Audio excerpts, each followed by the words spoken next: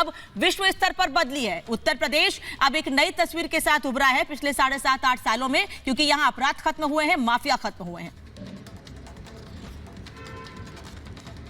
देखिए, नारों में तो निश्चित रूप से हुआ है, नारों में तो बदलाव आया है, नारों में तो अपराध भी खत्म हुआ है उत्तर प्रदेश में। लेकिन अगर सत्यता देखेंगे आप तो अपराध कहीं भी कम नहीं हुआ, बल्कि अपराध बढ़ा है। आज उत्तर प्रदेश के मुख्यमंत्री अपराध के प्रति जीरो टॉलरेंस की बात करते हैं, लेकिन एनकाउंटर की बात करते हैं, ये बात करते हैं बुलडोजर एक्शन की। लेकिन हम ये जानना चाहते हैं कि ये बुलडोजर एक्शन, ये एनकाउंटर इन 9 रेपिस्टों के साथ क्यों नहीं होता, ये हाथरस वालों के साथ क्यों नहीं होता, सुबोध सिंह के हत्यारों के साथ क्यों नहीं होता। बहुत महत्वपूर्ण सवाल हैं। गोरखपुर में जो मनीष सिंह थे, जिनको जो पुलिस में के द्वारा जिनको मारा गया, उनके जो हत्यारे थे उनके ऊपर क्यों बुलडोजर एक्शन नहीं होता, क्यों उनका एनकाउंटर नहीं होता। मैं आप छोटा सा उदाहरण दूंगा कि गाजियाबाद की आप बात करें, जो अभी ताजा एनसीआरबी के आंकड़े आए हैं 2022 के, अभी दिसंबर 2023 में 144% जो है वो हत्याएं बढ़ी हैं। सिर्फ एक जिले का उदाहरण मैं आपको दे रहा हूं। उत्तर प्रदेश में अगर आप महिलाओं के प्रति अपराध की बात करें तो 2015 से 19 के बीच में एनसीआरबी की मैं बात कर रहा हूं, 66% महिलाओं के प्रति अपराध बढ़ा है। किस जीरो सर, तो फिर उसमें 2 साल आपकी भी सरकार रही है। प्रदेश की बात करते हैं 3700 से के आसपास, नहीं अमिका जी, 3700 के प्रति on an average Uttar Pradesh में एक वर्ष में हत्याएं होती हैं। अगर आप औसतन देखें तो 10 हत्याएं प्रतिदिन, ये उत्तर प्रदेश की कानून व्यवस्था है। औसतन 8 रेप उत्तर प्रदेश में होते हैं प्रतिदिन। ये लॉ एंड ऑर्डर की स्थिति है उत्तर प्रदेश की। आप बात करते हैं एनकाउंटर एक्शन के, आप बहुत बड़े बड़े दावे करते हैं। सरकार ये भी करती है कि न्यायपालिका का काम भी खुद करना चाहती है। वो कहती है कि हम कार्यपालिका नहीं, न्यायपालिका भी हम ही है। वो एक्स्ट्रा जुडिशियल किलिंग भी उत्तर प्रदेश में होती है। लेकिन इसके बावजूद उत्तर प्रदेश की जो कानून व्यवस्था है वो बद से बदतर होती जा रही है। अभी प्रधानमंत्री जी की बात हो रही थी, मणिपुर का उदाहरण देके, मणिपुर को छोड़ दीजिए, काजीरंगा पे वो खड़े होकर फोटो खिंचा सकते हैं, बगल में मणिपुर है, वहां जाने की हिम्मत क्यों नहीं है भारतीय जनता पार्टी। राकेश त्रिपाठी इस पर जवाब देंगे। राकेश जी, प्रदेश की बात कर रहे हैं, आजमगढ़ में खड़े होकर के, कहिए जल्दी सुनिए। आजमगढ़ में खड़े होकर के आप भाषण दे रहे हैं, आप आजमगढ़ की छवि धूमिल करने का काम कर रहे हैं, इस प्रकार की बात बोल रहे हैं आजमगढ़ के बारे में। मुझे लगता है आपको माफी मांगनी चाहिए आजमगढ़ के लोगों से। छवि धूमिल हो रही है आजमगढ़ की, पहले नहीं हो रही थी, पहले नहीं हो रही थी। जब पूर्वांचल के नाम से ही लोग कांपते थे, जब पूर्वांचल के नाम से ही लोग कांपते थे, तब क्या छवि धूमिल नहीं हो रही थी आजमगढ़ की, पूर्वांचल की? राकेश त्रिपाठी, मैं जवाब लूंगी इससे आपसे, लेकिन बड़ी खबर इस बीच बता दूं, तेलंगाना में बीआरएस को बहुत बड़ा झटका लगा है। बीआरएस के कई नेता बीजेपी में शामिल हुए हैं।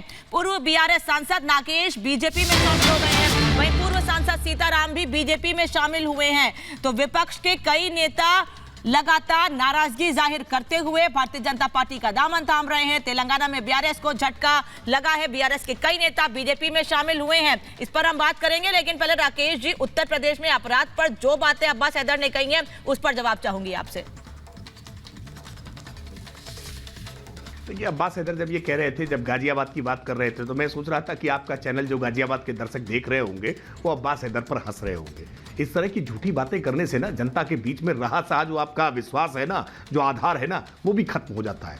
सच को स्वीकार करिए भाई, आंखें खोल करके देखिए आज उत्तर प्रदेश का कैसा एक पूरी तस्वीर बदली है। आप कह रहे हैं आजमगढ़ का नाम हम बदनाम करने का काम कर रहे हैं। अरे हमने तो आज आजमगढ़ के निजामाबाद के काली मिट्टी के बर्तनों को 1 डिस्ट्रिक्ट 1 प्रोडक्ट बना करके आजमगढ़ का नाम फिर से है आज सुर्खियों में लाने का काम किया है। वरना इसी आजमगढ़ से न जाने कितने आतंकवादी पकड़े जा रहे थे। संजरपुर जैसे गांव आज पूरे वैश्विक मानचित्र पर अंकित हो गए थे कि कैसे आजमगढ़ से कोई आतंक का कनेक्शन निकलना ये हर आतंकी घटना में अवश्यंभावी हो गया था। लेकिन पर आज सूरत बदल गई है। वही आजमगढ़ के लोग, मुबारकपुर के लोग आज बनारसी साड़ियां बुन रहे हैं, हथकरघे हैं, आज फटाफट वहां चल रहे हैं क्योंकि बिजली की हमने आपूर्ति पहुंचाने का। अब्बास हैदर कुछ दिखा रहे हैं, लेकिन इसको दिखाने के साथ हैदर साहब जवाब भी दीजिएगा कि क्या अखिलेश यादव आजमगढ़ से चुनाव लड़ेंगे, जिसको लेकर आप कह रहे हैं कि आजमगढ़ की गलत तस्वीर पोर्ट्रे करने की कोशिश की जा रही है? नाम कहलाना अभी तक नहीं हो पाया है, कहां पर असमंजस है?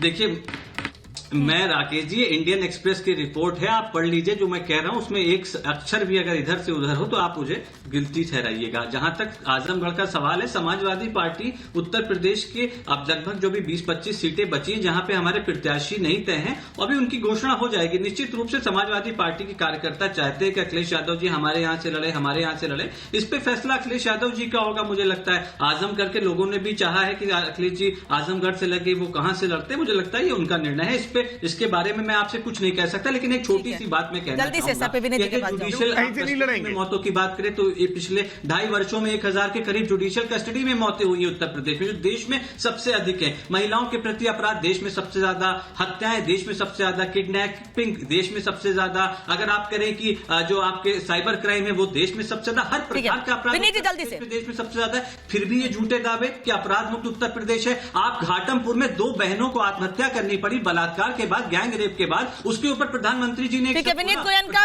फिर वरुण जी देश खली पे बोला, बहुत अच्छी बात है। आपको राजनीतिक साहब बोलने दीजिए सर, लिमिटेड टाइम होता है और सबको बोलने का मौका देना है। मुझे दोबारा वरुण जी से रिएक्शन लेना है, अशोक सर से भी लेना है और तौसीफ साहब से भी। विनीत जी, अगर आपने देखा तो आज जो उत्तर प्रदेश है उसके अंदर नीति, नियम और न्याय का बोलबाला हुआ। ये जो जालीदार टोपी पहन के, कभी लाल टोपी पहन के जो आतंकवादी, कभी दहशतवादी, गुंडा ये जो थे, उनका सफाया हुआ है। उचित उपयोग हुआ है डंडे का और जेसीपी का, और कॉमन मैन, साधारण आदमी जो मेरे जैसे जालीदार टोपी हो, लाल टोपी, ये जो है गायब हो रही है। एक मिनट, मुझे आपत्ति, आप किस प्रकार की भाषा का उपयोग कर रहे हैं? आप किस प्रकार की भाषा का उपयोग कर रहे हैं? नेशनल टेलीविजन पे बैठ के आप इस प्रकार की भाषा का उपयोग नहीं कर सकते। माफी मांगिए आप, ये बताइए क्यों माफी मांगिए आप, क्या बनता था? आप कौन है? आप इस प्रकार की भाषा का उपयोग कर रहे हैं? आप लाल टोपी पहनने वालों को आतंकवादी बोल रहे हैं? जालीदार टोपी पहन के कभी नहीं आ रहा है, कुछ समझ में नहीं आ रहा है। अब्बास साहब, मैं आपकी बात समझ पा रहे हूँ, नहीं विनीत जी, एक एक करके कैसे विनीत जी मिला है, न्याय का पूरा बोलबाला हुआ है। अब्बास भाई, आज यूपी की जो महिलाएं हैं वो जालीदार टोपी से भी बची है और लाल टोपी से भी बची।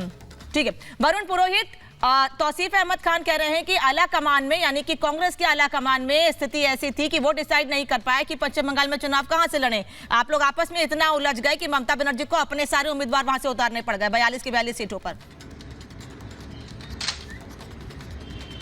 अनामिका जी, एक छोटा सा 5 सेकंड। गोरखपुर का आज एक खबर आई है, 14 साल की बच्ची के साथ रेप कर दिया और वाराणसी में पार्षद को बांध लिया। जहां प्रधानमंत्री आते हैं वहां से तो यूपी की स्थिति तो पूरा देश देख रहा है। बाकी तो एनसीआरपी के डेटा में, डेटा की बात नहीं। सर जवाब दीजिए बात पे, मेरे पास समय बहुत कम है, फिर मैं तौसीफ साहब से रिएक्शन। ममता दीदी की बात कर रहा हूँ, हाँ बंगाल की बात कर रहा हूँ। देखिए ऐसा है, कांग्रेस का अपना पैटर्न है चुनाव लड़ने का। ममता दीदी को अगर नहीं लड़ना था, जब सत्ता में है ना ममता दीदी, वो विधानसभा चुनाव की वजह से ही है। ये आपको अच्छी तरह ध्यान होगा। और मतलब ममता बनर्जी की पार्टी आपके पैटर्न में फिट नहीं हो पाई। तौसीफ जी, आपकी पार्टी कांग्रेस शब्द का उपयोग कर रही है, ठीक है, आपकी पार्टी उनके पैटर्न में फिट नहीं हो पाई।